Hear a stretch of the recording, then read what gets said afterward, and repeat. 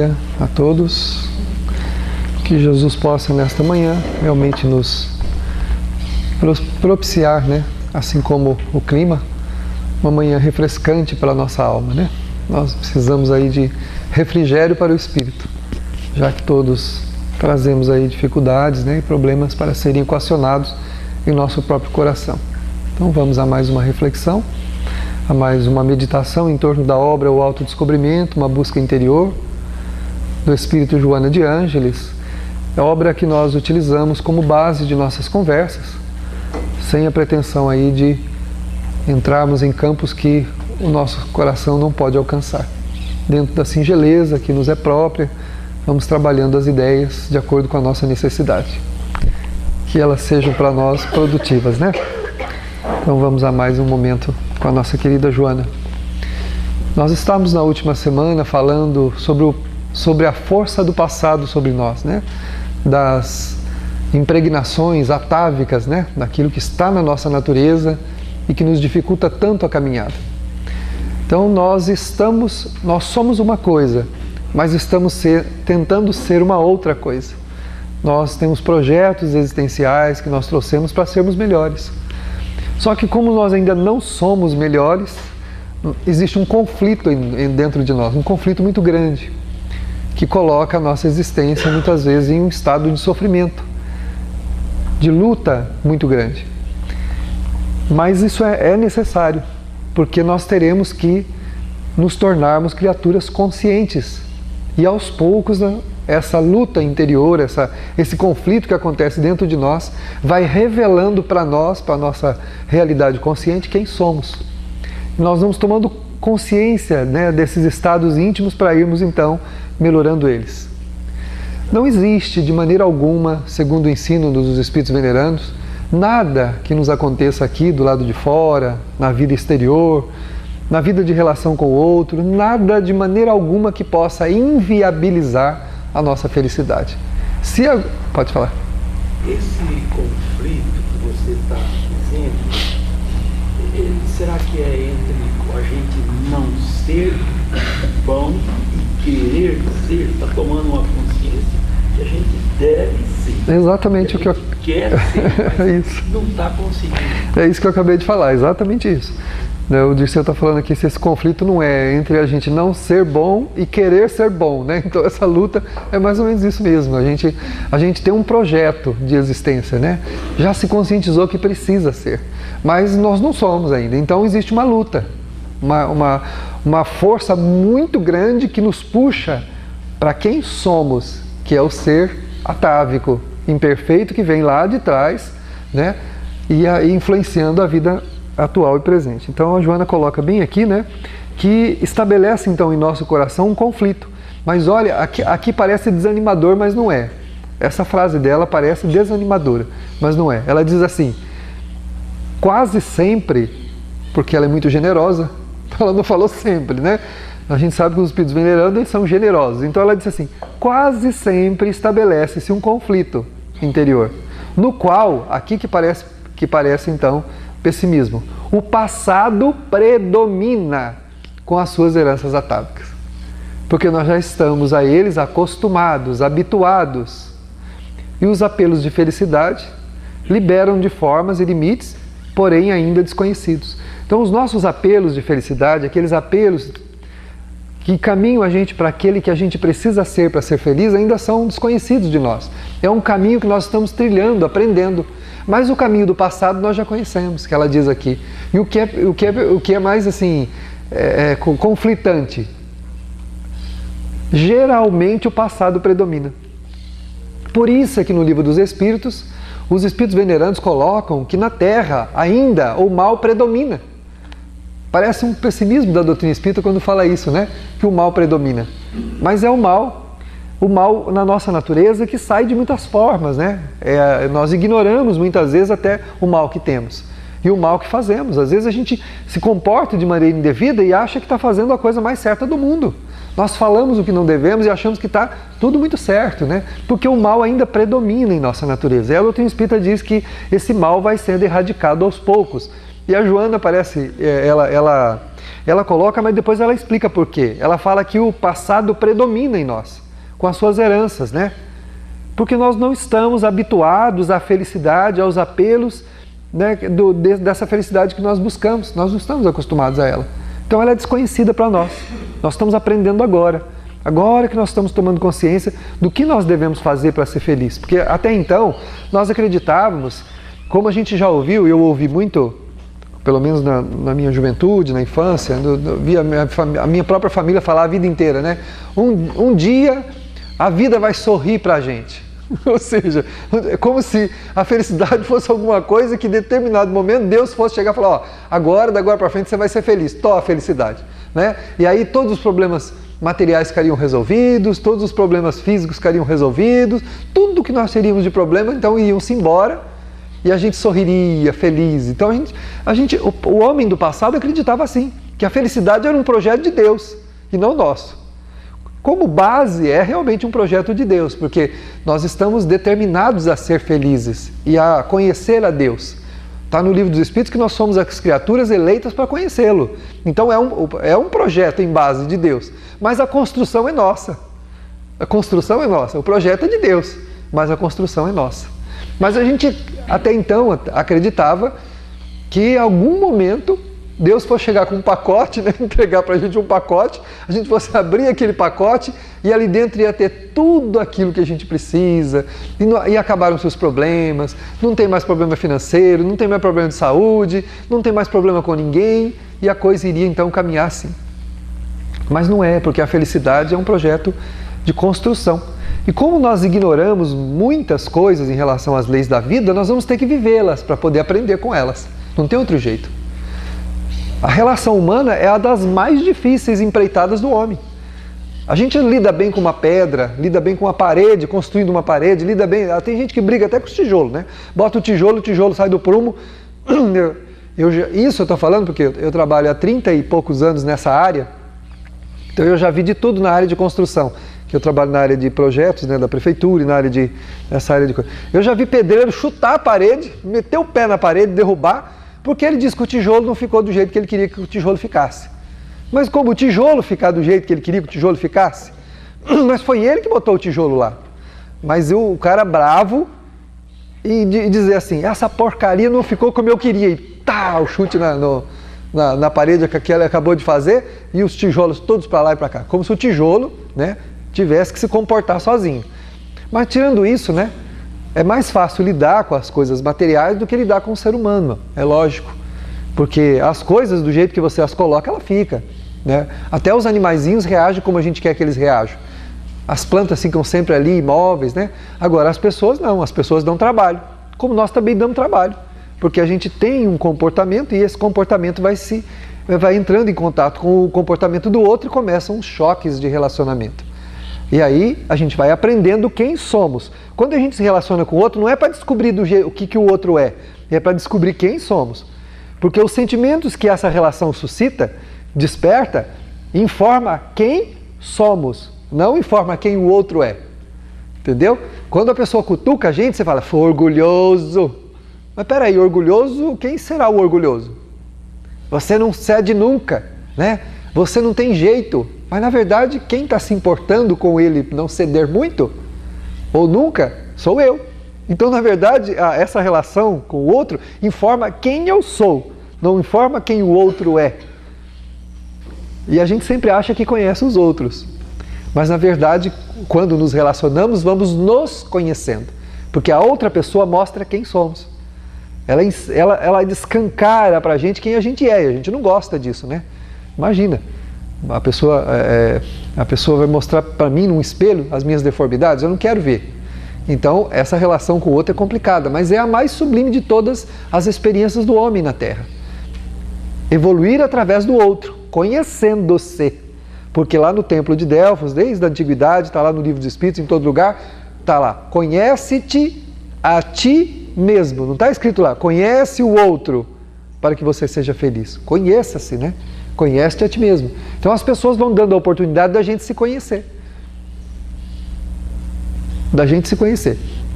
Nós já vimos a respeito do homem bom, outro dia comentando sobre o Evangelho.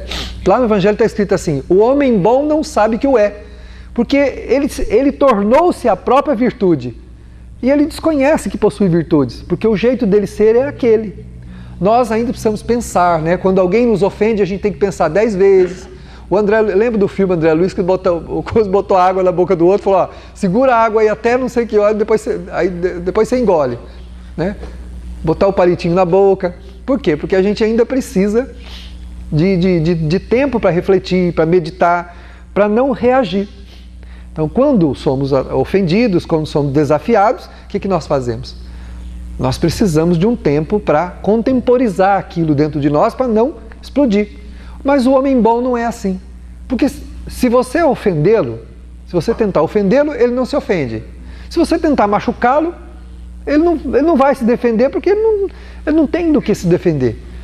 Por isso que lá no Evangelho diz assim: o homem bom não sabe que o é, porque ele tornou-se a própria virtude. Ele não precisa pensar a respeito dela. Ele não precisa ficar vigiando para não mentir, porque não está nas considerações dele mentir. Ele só sabe falar a verdade. Você não precisa dizer a ele ficar vigiando para não responder bruscamente contra ninguém, porque ele não está na natureza dele fazer isso. Então ele não vai responder. Então ele não precisa vigiar-se mais, porque ele tornou-se a própria virtude. Por isso que a Joana falou, como nós não somos isso ainda, tem um conflito. Eu aprendi que eu não posso responder, que eu não devo agredir. Mas eu sinto que eu quero agredir, como é que faz? Eu estou com vontade, eu quero agredir. O meu atavismo me instiga a reagir. Tem um negócio dentro de mim que fala: briga, bate, responde, defende a tua honra, cutuca ele. Mas eu aprendi que não pode ser assim. Olha o conflito que se estabelece. Por isso é que a Joana fala. Agora, o pior, né, é que na maioria das vezes predomina o quê? O passado. Por isso é que nós encontramos a humanidade bastante complicada ainda na sua relação com o seu semelhante, com a vida em si. Porque predomina ainda o passado. Porque nós desconhecemos os caminhos da felicidade que nós ainda vamos buscar. Nós estamos aprendendo agora. Você vê, Jesus já ensinou isso há mais de 2000 anos. Mas agora que nós estamos tomando consciência desses ensinamentos dele, começando a trilhar os caminhos da felicidade. Quer dizer que agora a gente vive numa luta ferrenha, árdua e titânica. Com toda certeza. Para ser melhor. E daqui a uns milhares de anos, quando a gente for bom, a gente não vai saber o que é. Não vai saber o que é, exatamente. Hoje a gente luta e tem que ter consciência de quem é para ser bom. E quando for bom, não vai saber que é bom. Não vai ter necessidade. Porque o homem bom, como ele não sabe o que é, não vai saber que é bom. Ou seja, a bondade é a bondade. A ternura é a ternura. O amor é o amor. Não tem definição. Ele é. Não precisa definir, né? Como Jesus,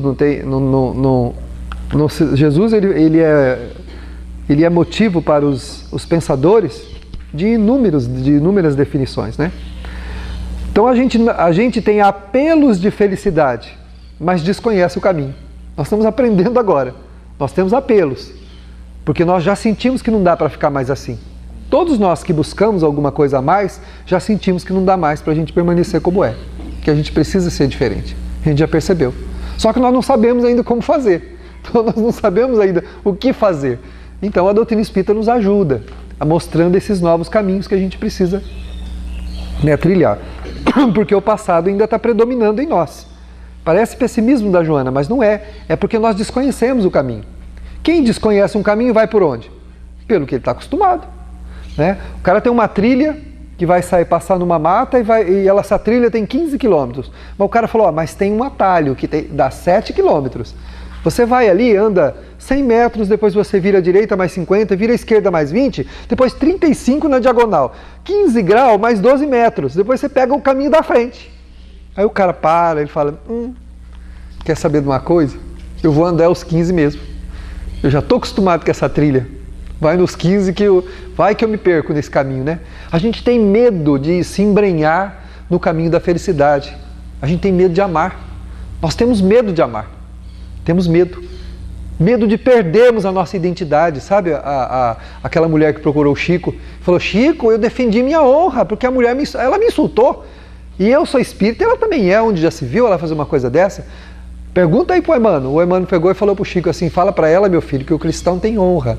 Ou melhor, o cristão tem amor, não tem honra. Então não tem honra para defender. Mas nós fazemos o quê? Ainda defendemos, né? As últimas trincheiras aí, a gente está resistindo nesse caminho novo, esse caminho que nós desconhecemos. E a gente tem medo de ir por esse caminho novo, medo de amar. Porque nós temos ainda medo do que o outro possa fazer conosco. Quando, na verdade, o mal que nos faz mal é o mal que nós fazemos, não é o mal que recebemos. É o mal que a gente faz. Esse mal é que nos faz mal. Não temos que nos preocupar com os outros. Jesus não ficou preocupado se os homens iam crucificá-lo. Ele sabia desde o princípio que pregar contra os interesses daquela gente poderia levá-lo à crucificação. Ele sabia. Sabia mais do que todos ali. Mas ele não comprometeu os seus interesses por conta do medo, do temor. Nós temos medo, mas vão me fazer de bobo. Se eu ficar aceitando tudo, o que eu vou virar na mão das pessoas? Uma peteca? Eu já ouvi uma amiga minha dizer assim, mas eu vou virar uma peteca na mão dos outros? Os outros me jogam para cá, jogam para lá e eu tenho que aceitar tudo? Olha, meu filho, se for para ser feliz, tem que aceitar tudo. Isso não é perder a personalidade, não é perder a nossa integridade, não é perder a nossa identidade. É abrir mão do orgulho, abrir mão da vaidade, abrir mão do egoísmo, para a gente se tornar a pessoa que a gente precisa ser. Sendo bom, tentando ser bom. Tentando amar, que é o medo que a gente tem, né? Esse medo também não é só, né? A gente tem medo do que os outros pensam da gente, né? Também. Se você falar para alguém, o cara me falou um monte de desaforo. Aí eu falo assim, e o que você respondeu? Não respondi nada, mas você é bobo, hein? É óbvio, né? Assim, exatamente. Você não se defendeu, né? Você não se defendeu? Não. Você é um homem ou um saco de batata? Melhor ser um saco de batata, né? A gente pode dizer assim, não achei necessário me defender, né? Então vamos à frente aqui com o pensamento da Joana, né? Aí ela diz assim, que este conflito e a predominância do passado faz o quê? Irrompem os dilaceramentos orgânicos. Por decorrência dos distúrbios emocionais, convidando a conscientização de si mesmo. Então, nós começamos então a adoecer. Quando nós não conseguimos aceitar a mudança, nós adoecemos. Quando nos trancamos no ódio, no ressentimento, na mágoa, no hábito infeliz sem querer mudá-lo, este conflito que se estabelece predominando o passado em nós faz com que nós adoeçamos. Porque nós começamos a conspirar contra o nosso corpo, contra as defesas do nosso corpo. Nós caminhamos, segundo a doutrina espírita, para a unidade com Deus, que é a unidade com o amor. Tudo que foge do amor deteriora-se. Tudo que caminha para o amor eleva-se. Então, quando aceitamos, preferimos a mágoa, preferimos o ódio, preferimos o ressentimento, preferimos o desdém do outro, quando não queremos, não aceitamos as provas, quando nos revoltamos contra Deus, quando nos revoltamos contra a vida, quando nos revoltamos contra os outros, o que acontece? Começamos a adoecer.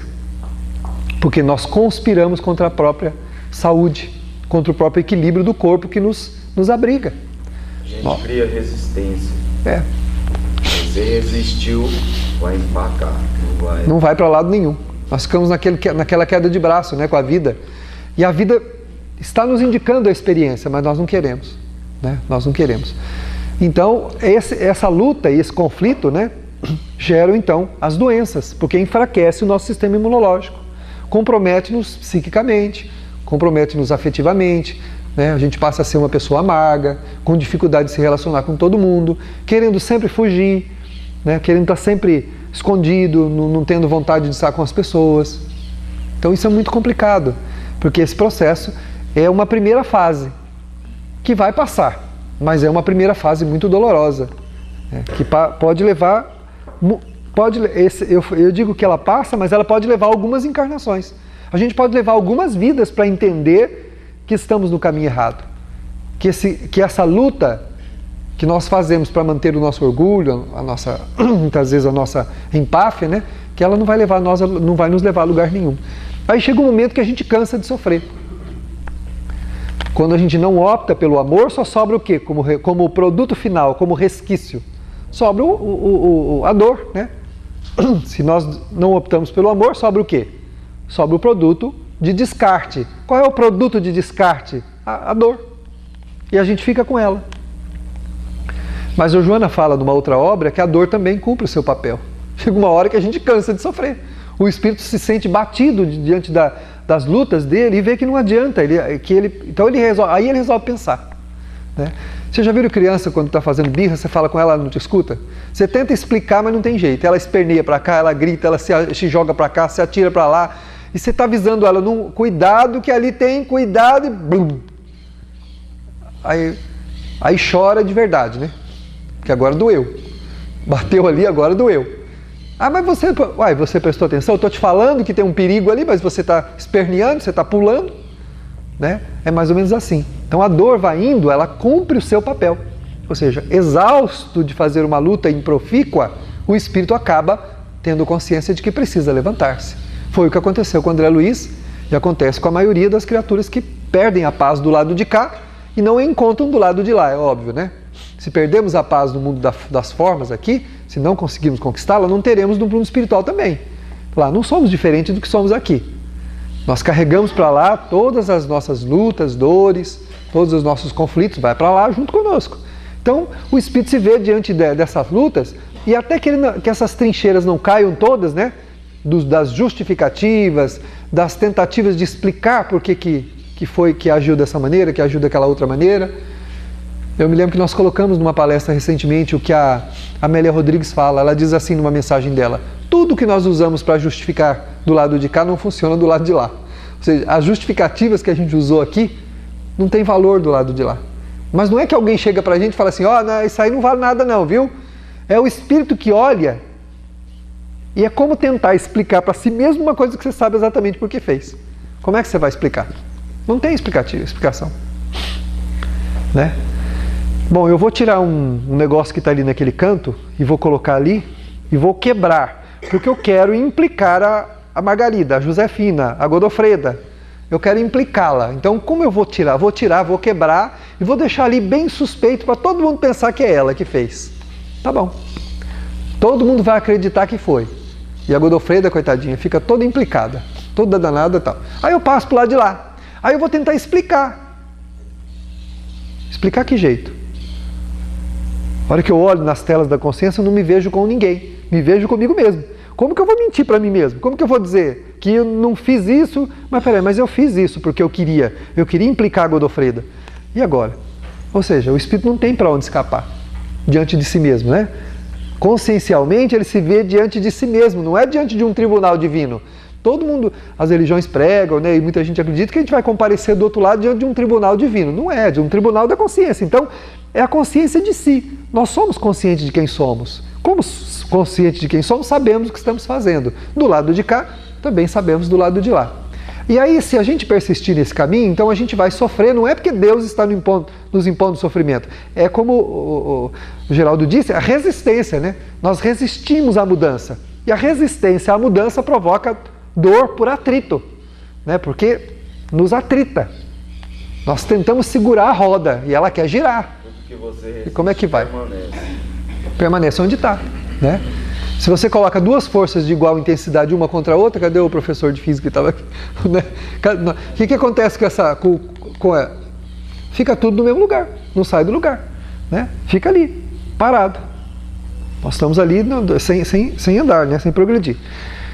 Então as doenças são os primeiros sinais que há um distúrbio emocional em nós. Que há o quê? Que há uma luta interior nos enfraquecendo, convidando-nos à conscientização de nós mesmos, com a consequente recomposição dos campos físicos, né, responsáveis pela saúde. Então, o conflito está visando o quê? Que nós estamos manifestando estados emocionais indevidos. Esses estados emocionais indevidos precisam ser corrigidos, nós precisamos buscar um caminho para corrigir esses estados emocionais. Se eu sou uma pessoa muito ressentida, eu tenho que me perguntar por que eu sou assim? O que eu preciso fazer para deixar de ser ressentido? O que eu preciso deixar de fazer para não me melindrar com as pessoas? A página 67, página 67. Alguém está procurando a página ali, né? Então eu preciso fazer o quê? Uma luta para tomar consciência, né, do que eu preciso fazer para deixar de ter aquele sentimento que eu tenho. Não para tentar explicar as atitudes dos outros. Para eu deixar de sofrer, né? Então o meu corpo, eu fisicamente estou sofrendo os efeitos do meu psiquismo, daquilo que como espírito eu estou manifestando. Para que isso tudo? Para a gente adquirir consciência de quem? Dos outros? Consciência de si.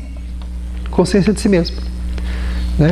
A gente passa uma vida inteira tentando entender os outros, quando deveria passar uma vida inteira tentando nos entender. Tem até aqueles chavões, né? A pessoa fala assim, eu não te entendo, não consigo te entender. Mas não é para entender mesmo. Não é para a gente entender ninguém. Né? Às vezes a pessoa tem uma atitude e ela repete muito essas atitudes, e embora você fale, embora ela já ouviu, ela já sabe o que não pode, ela manifesta aquilo de novo e a gente fala assim, eu não entendo. Não entende porque não é para entender. Não é para entender o outro. É para a gente se entender, adquirir consciência de si, que é o bem que nós iremos nos fazer. Né? É o bem que nós precisamos nos fazer. A consciência de si nos ajuda a avaliar o que nós precisamos mudar. Não é o que nós precisamos mudar nos outros. Né? Um móvel, se você não gosta dele, você vai lá e troca. Você troca a cama, troca todos os móveis do seu quarto, troca os móveis da casa, né? Mas não tem como fazer isso com pessoas. Não tem como fazer isso com as pessoas, né? A gente simplesmente descartar as pessoas, vocês não existem mais, eu vou viver sozinho, não quero saber mais de ninguém. Então, o pessoal falando, essa evolução é puramente individual, não depende de ninguém. Não depende de ninguém. Então, por mais que você convive com a família, com as pessoas, é puramente individual. É individual. O marido não pode fazer pela esposa, a esposa não pode fazer pelo marido, os filhos não fazem pelos pais e os pais não fazem pelos filhos. No livro dos Espíritos, a gente vê que, nas questões morais, né, que há pais nobres que têm filhos degenerados. E há pais degenerados que têm filhos nobres. Ou seja, o caráter de cada um é de cada um. Nenhum faz o progresso pelo outro. Agora, quando Deus nos coloca em família, principalmente, é porque nós podemos colaborar uns com os outros, né? Colaborar uns com os outros, além dos acertos que temos que fazer, podemos colaborar uns com os outros no crescimento, com o exemplo. Né? A força do exemplo ela é muito grande, mas é o outro que vai ter que adotá-la, que vai ter que aceitá-la, como nós também vamos adotar os exemplos de outros. Né? Tem um ditado bastante popular que diz assim, né, que o homem inteligente aprende com os próprios erros, mas o homem sábio aprende com os erros dos outros. Então, ou seja, quando ele verifica os caminhos equivocados que alguém já trilhou, ele aprende que não deve ir por ali. E não vai. Então esse já está num nível de sabedoria maior do que o outro que é só inteligente. Caiu, opa, não posso passar mais aqui porque tem um buraco. Agora, o outro vê ele cair e já não passa por ali. Não precisa passar e cair também para aprender que ali tem um buraco. Então essa é a grande sabedoria da vida. É a gente observar a vida para ver o que é que nós podemos tirar de lições para a nossa transformação. Não para criticar. Está lá no capítulo, no Evangelho segundo o Espiritismo, uma pergunta feita a São Luís. Sendo imperfeitos, a gente pode denunciar os defeitos dos outros? Pode falar mal das coisas dos outros? Pode falar que as pessoas estão erradas? Ele fala, depende. Se essa descoberta, se essa fala tem só como móvel denegrir o outro, expor ele, ridicularizá-lo, não deve fazer. Se é para ajudá-lo, tudo bem. Mas aí ele encerra dizendo assim, mas deve-se verificar se isso não se aplica também àquele que vai fazer a denúncia. Né? Ou seja, se eu vou denunciar, será que isso não se aplica a mim também? Será que aquilo que eu estou enxergando também não é aplicável a mim? Será que eu também não tenho particularidades daquilo que eu estou denunciando? Então não é proibido, desde que não seja para ridicularizar e nem destruir ninguém. Mas antes de aplicar isso ao outro, a gente deve aplicar em si mesmo. Será que eu não mereço essa censura também? Né? Porque pode ser que eu não faça ostensivamente, mas na intimidade eu também faço. Né? É o pai que quer chamar a atenção do filho porque o filho começou a fumar e ele fuma. Então, filho, você não deve fumar. Aí ele tem que olhar para ele mesmo e verificar, essa censura não é aplicável a mim também? Né? Não fuma na frente dos filhos, mas fuma escondido. E o filho sabe que ele fuma escondido. Ou não sabe, mas ele fuma escondido. Então, inconscientemente, ele não é um bom exemplo. O que nós fazemos escondido também tem peso na nossa relação comum. Do mesmo jeito, não tem diferença. Não há diferença. Então, qualquer coisa que a gente vai fazer para censurar os outros tem que aplicar primeiro a nós mesmos. Será que nós não merecemos aquela censura, né? Então, para quê? Para a gente ir adquirindo consciência de quem a gente é. Porque sair da Terra mais consciente de quem se é o grande segredo da vida. É o grande segredo da vida. Sair daqui mais consciente de quem somos. Sabedores do que a gente precisa fazer para mudar, para melhorar. Né? Não para estabelecer um tribunal de acusação, mas para a gente poder melhorar. Aí ele fala assim, ultrapassar da fase das manifestações das enfermidades, por mudança de área evolutiva moral, ou seja, a pessoa melhora-se moralmente, surge a imperiosa necessidade de conscientemente comandar o corpo, a aparelhagem celular, para manter-se bem no campo psicofísico, ou seja, mente, corpo, que é também uma fatalidade evolutiva. Nós estamos evoluindo. E quanto melhores moralmente falando, mais comando sobre o nosso corpo nós temos. Mais autonomia para reger a saúde do corpo. Quanto mais atrasados, quanto mais sem moral no campo das virtudes, do bem que nós precisamos praticar, menos consciência do corpo nós temos. Menos controle desse corpo nós temos. Ficamos mais à mercê. E aí os pensamentos e sentimentos doentios geram enfermidades. À medida que nós vamos tomando consciência de quem somos, moralmente falando, nós vamos fazendo o quê? Gerando campos vibratoriais mais saudáveis. E vamos tomando mais consciência de quem fisicamente também somos, comandando melhor a saúde do corpo. Vamos nos tranquilizando mais. Né? Você vê, o Chico tinha um monte de problema de saúde e viveu 92 anos. 92 anos, com uma série de problemas de saúde. Então a doença não é o óbice para se caminhar, mas se o espírito não for consciente da sua espiritualidade, da sua moralidade, ela não só é um óbice, como ela se transforma num agente degenerador, destrutivo, que vai realmente, né, sucumbir à vida aí naquele corpo. Pode-se conviver com uma doença por uma vida inteira e desencarnar de outra coisa e não daquela propriamente daquela doença. Por falência dos órgãos, por tempo, né? Por tempo, e não pela doença em si. Mas para isso a gente tem que ter total comando de quem somos. Quanto mais comando moral nós temos de nós mesmos, ou seja, quanto mais moralizados, trabalhando o bem, trabalhando a afetividade, trabalhando o perdão, a paciência, a tolerância, o entendimento, a doçura, banindo a revolta, banindo a deserção, os sentimentos menos dignos, nós vamos fazendo o quê? Nós vamos determinando ao corpo o que é que nós queremos que ele faça. É o general que é respeitado pelo seu exército. Nós temos um exército de bilhões de células formando órgãos e formando o nosso corpo. Nós temos comando dele? Será que as coisas não estão meio bagunçadas, cada um fazendo a sua vontade? Não está tudo meio, né, à deriva? E esse general, que é o comandante desses trilhões de células que se comportam organizadas nessa fisiologia que nós temos, precisa de quem? De um general que tenha pulso, que todo mundo respeite, que ele diga para onde vai. Então, nós presidimos a vida no corpo. Somos espíritos. Somos deuses, Jesus falou. Com D minúsculo, é claro. Deuses com Dzinho minúsculo, né? Porque Deus é o Criador. Mas Jesus falou, vós sois deuses. Por que nós temos que sucumbir perante as doenças, Pode ser realmente uma expiação. Pode ser que a gente tenha pedido uma aprovação, uma expiação naquele campo, e aí o mal é o remédio. Né? O Evangelho diz que o mal é o remédio. Então aquela doença já é própria da nossa necessidade de curarmos.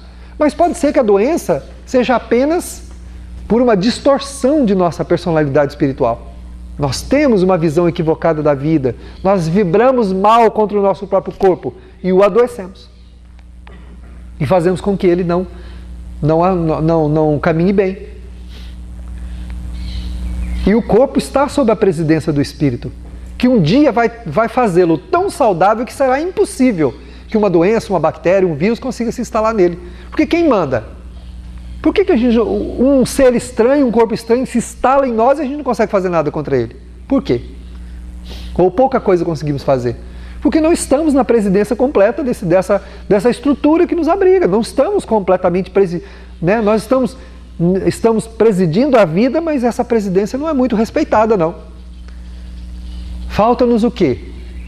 A verdadeira moral, que é o quê? A instalação das virtudes, que é o que nos dá saúde, saúde espiritual. Tendo saúde espiritual, toda essa energia é irradiada para o corpo que nos abriga. E aí, nós controlamos esse corpo. Nós temos domínio sobre ele. E se porventura tivermos que enfrentar um processo orgânico, seja de que ordem for, enfrentaremos ele também com muito mais tranquilidade, sem grandes sofrimentos e grandes alardes. Porque teremos força moral até para nos sustentar diante da doença.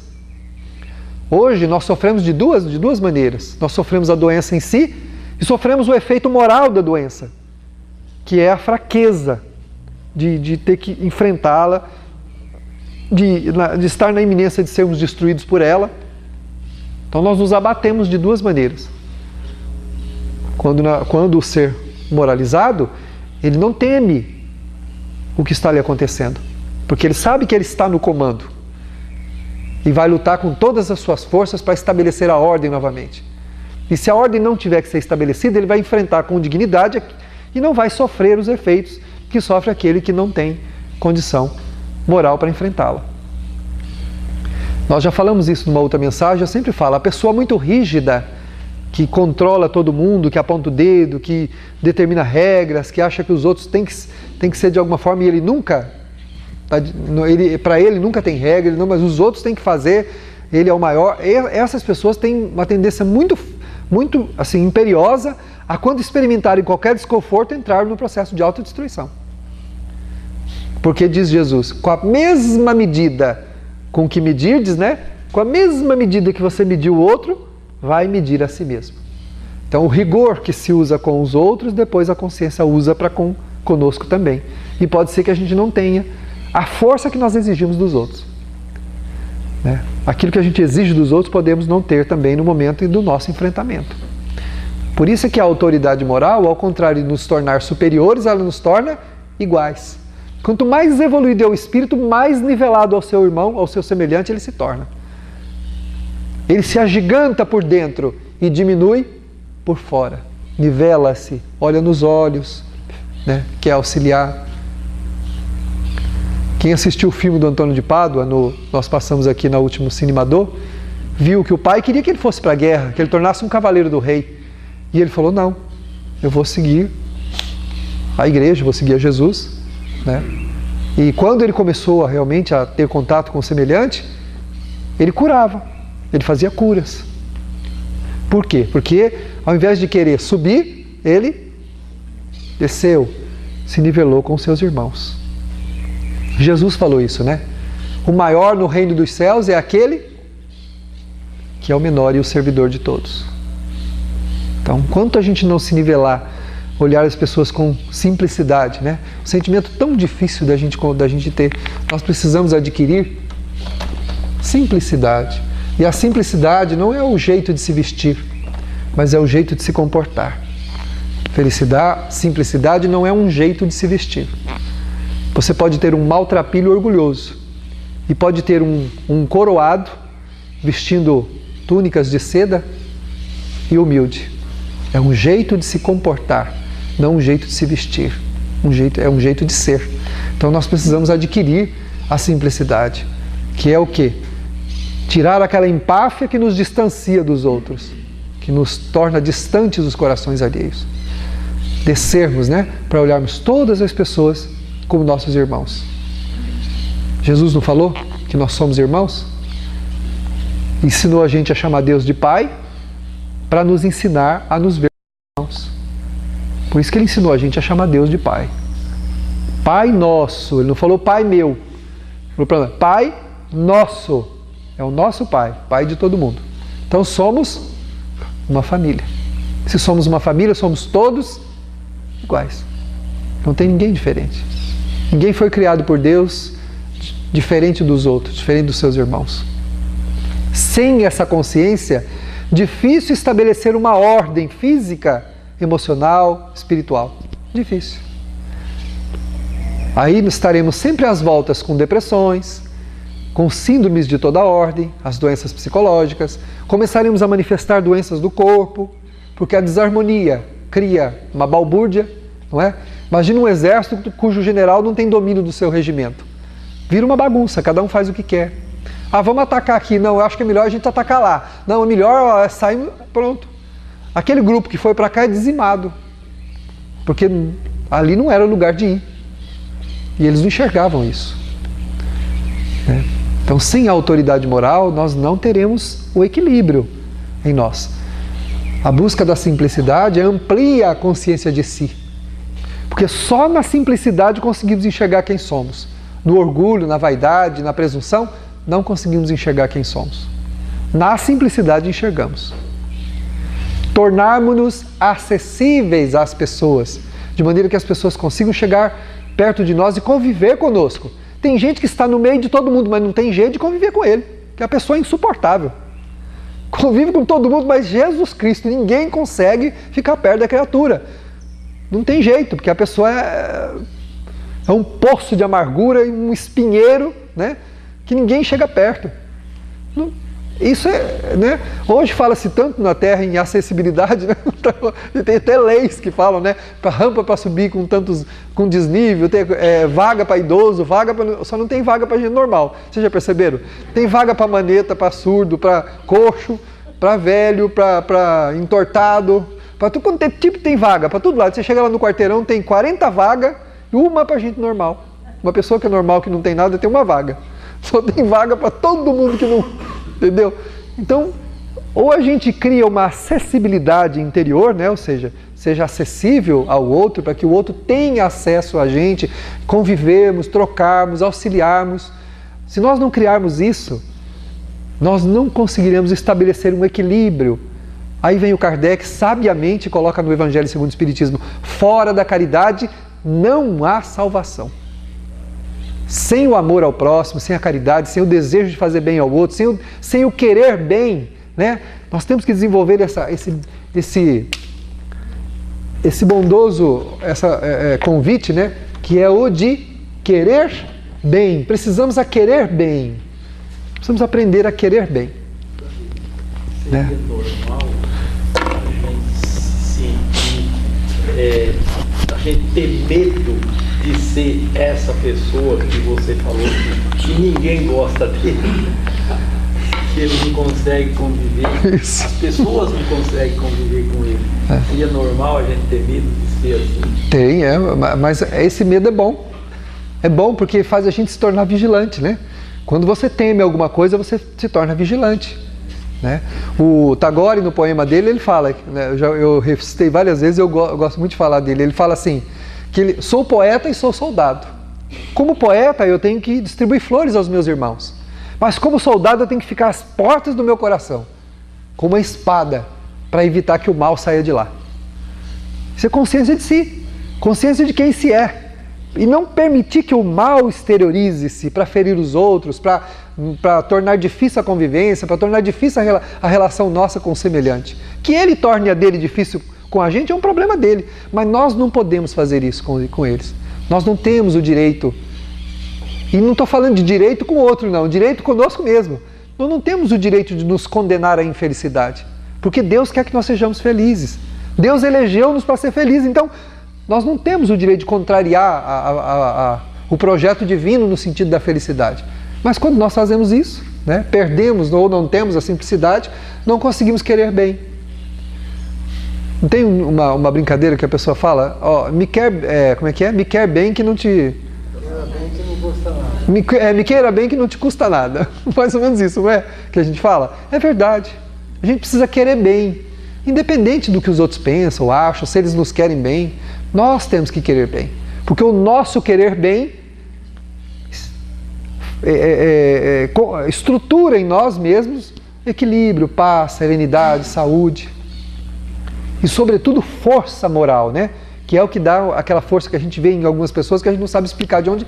Você olha para a vida da pessoa e fala, gente, ela não tem nada para ter tanta força desse jeito.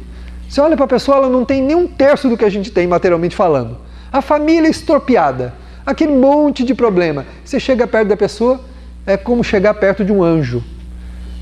A pessoa, ela irradia bondade, ternura, doçura, apesar de todos os problemas que vive. E tem outro que não tem problema nenhum, ele é o próprio problema. Eu tenho um amigo que o outro fala assim, mas por que o fulano reclama? Eu falei, porque ele não tem problema. Por isso que ele reclama. Se ele tivesse problema, ele não reclamava. Ele reclama porque ele não tem nenhum problema. Então a gente se torna o próprio problema, né? E aquele outro que tem um monte de problema, não tem problema. Você chega perto da pessoa, a pessoa é dócil. Eu contei para vocês, eu repito sempre as histórias, algumas delas, porque elas são muito importantes. Tinha uma senhorinha que trabalhava conosco lá na prefeitura, uma faxineira, que ela limpava as cortinas, tudo. Ela era a única pessoa que deixava, quando você chegava no outro dia lá, o departamento tinha cheiro de limpeza. Ela tirava o pó até de onde não tinha. Ela conseguia, ela limpava. E eu já tive a oportunidade dela vir mais cedo e fazer. E ela cantava. Cantarolava baixinho enquanto limpava as cortinas, arrumava. Aí um dia nós perguntamos para ela, dona fulana, mas a gente percebe que a senhora é uma pessoa alegre, né, feliz. Ela fala, ih, meu filho, tristeza não paga dívida. Eu falo, tristeza não paga dívida. É o jeitinho simples dela falar, né? Aí a gente foi descobrindo que ela tinha uma vida miserável. Uma vida difícil, mas muito difícil. E o marido é alcoólatra. E além de alcoólatra, tem casos fora do casamento, fora da casa dela. Nunca, não se relaciona praticamente. Aí fomos indo até que um dia ela se abriu. E ela disse que o seu esposo, há muitos anos não a via como mulher, como esposa.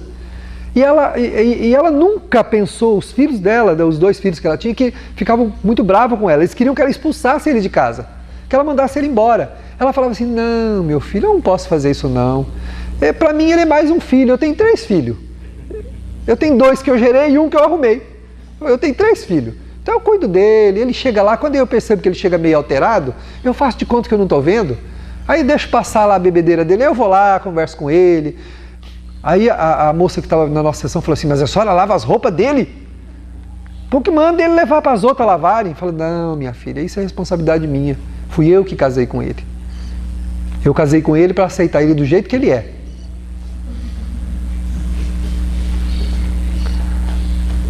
Não para mandar ele embora para a vida procurar abrigo em outro lugar.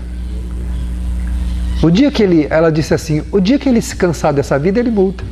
Olha a grandeza de um espírito desse. O dia que ele se cansar dessa vida, ele muda. Como é para nós também, o dia que a gente cansar de sofrer por conta das nossas imperfeições, a gente muda. Quando a nossa imperfeição começar a nos fazer tanto mal, mas tanto mal que não tiver mais por onde a gente sobreviver desse mal, aí a gente muda. Que é o pensamento que ela tem a respeito dele. O dia que ele sentir, ele vai mudar. O dia que ele se cansar, ele muda. Mas é diferente para nós? É diferente para nós? Não é. Quando a gente se cansar, a gente muda. Né? É uma alma simples, uma alma que quer bem, tem plena consciência de quem é. Ela não precisa dele para ser feliz. Olha só. Ela não precisa dele para ser feliz. Ela é feliz. E ela deixava a gente que tem sensibilidade percebia que ela deixava no ambiente vibrações de muita tranquilidade, sabe? Todos os dias quando a gente chegava, parte do dia, aquelas vibrações que ela deixava ali era aproveitada por todo mundo que trabalha ali na secretaria, na sessão, para poder trabalhar, para poder se beneficiar. Nós não dependemos dos outros para sermos felizes. Mas enquanto acharmos que sim, nós seremos infelizes. Porque as pessoas nunca vão ser o que a gente quer que elas sejam. Nós nunca obteremos dos outros aquilo que nós queremos obter. Porque tem alguém querendo obter de nós a mesma coisa. As pessoas também querem que a gente seja diferente. É porque a gente não pergunta. Sai por aí perguntando para você ver. Sai por aí perguntando para as pessoas o que elas acham de como você deveria ser. Sai perguntando. A gente vai ficar espantado com isso. É melhor não, não perguntar não. Melhor não perguntar, né? Melhor não perguntar. Então, ou seja, se uma pessoa dessa consegue ser assim, nós também não podemos conseguir? Claro que podemos. Então, se um ser nesse mundo, um ser no planeta consegue colocar em prática os ensinamentos de Jesus, então é porque é possível colocá-lo em prática. Se ninguém conseguisse, então Jesus teria feito uma utopia. E a história está cheia de almas que se dedicaram e fizeram exatamente o que ele ensinou. Está cheia. Nós temos um monte de exemplos. Se nós pegarmos a história da humanidade, temos muita gente que fez o que ele ensinou. Então, se eles conseguiram, ou se só essa mulher no mundo tivesse condição de fazer, é porque o projeto de Jesus é possível. Ele só não é possível para nós ainda porque nós não queremos. Nós não nos fortalecemos para isso. Falta-nos aquela força que o Kardec chama de autoridade do senso moral, que só se adquire na prática do bem, praticando a caridade, praticando o amor. Só tem um jeito de adquirir essa força moral, que é a força que cria-nos uma independência tão grande que nós passamos a não depender de nada e de ninguém para ser feliz. Mas, ao contrário, nos tornamos móveis de felicidades para os outros, que vão vir à semelhança de uma fonte onde o passarinho desavisado que está ali voando nas redondezas, observa ela, vai lá, enche o biquinho d'água e vai embora. Enche o biquinho d'água e vai embora. Nós também temos que ser assim. Fontes que as pessoas chegam e enchem o biquinho d'água e vão embora cuidar das suas vidas. Enquanto tivermos sedes de beber nos potes dos outros, nas fontes alheias, nós não estaremos plenamente felizes. A felicidade ainda é e será sempre um projeto muito próprio. Nós todos nos descedentamos nas fontes divinas, porque Deus é a fonte inesgotável do amor, onde nós devemos buscar sempre o líquido refrescante que nos atenda aos anseios da alma. Somos ansiosos, porque sempre objetivamos chegar a um lugar, a um endereço que não é o endereço do próprio coração. Objetivando olhar para dentro, estaremos olhando para fora. Quanto mais enxergarmos os valores interiores que possuímos e as deficiências que precisamos transformar, mais transparente se transformará o mundo para nós. E as pessoas serão para nós campos de trabalho, de esperança e de paz, que nós conquistaremos todas as vezes que nos propusermos a amar. Ouve, alma amiga, este é um convite celeste. Deus nos chama à busca da própria regeneração. O amor é para todos nós o caminho seguro. A ternura, a paciência, a abnegação, a tolerância, a compaixão e a afabilidade são recursos divinos da grande fonte universal, onde todos poderemos descedentar-nos.